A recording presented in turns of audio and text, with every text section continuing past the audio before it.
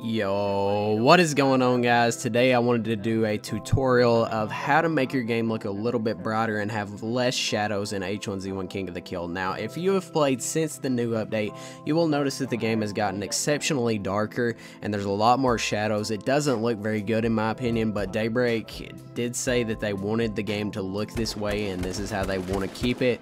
So we may not get to see, a change in shadows unless there's a huge uproar and, people complain, because we really have always wanted to be able to turn off shadows, but they've never listened to us at Daybreak.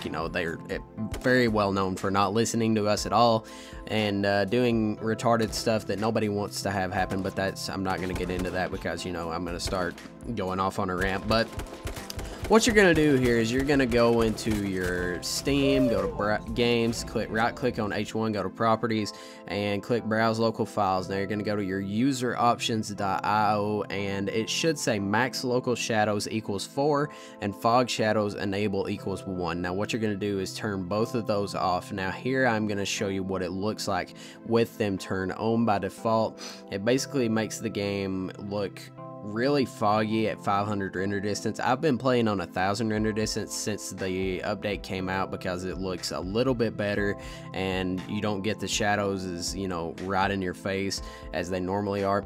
Now here's what it looks like. This is on 1500, and then on 500 you can see that there's quite a bit of shadows around. It doesn't show that much because I'm in the mountains, as it shows more in the fields than it does in the mountains, but you can definitely tell there is fog going on. Now I'm going to exit and go into the user options again, and what you want to do is put max local shadows to 0 and fog shadows enabled to 0. And what that's going to do is kind of clear up your shadows, not make them as dark, if that makes sense. Lighter shadows, much better lighting going on honestly than there was before, and it's just going to kind of clear up the game and make it look a little bit brighter. Now here in the example you probably won't be able to see as much of a difference as you will when you do it yourself in game. In my opinion, it makes the game look a lot better, which the shadows are still there at 500. They're pretty abrupt, or the fog is still there at 500, but the shadows look much better honestly, and it's not shadow glitch level of no shadows whatsoever except the little bubble following you.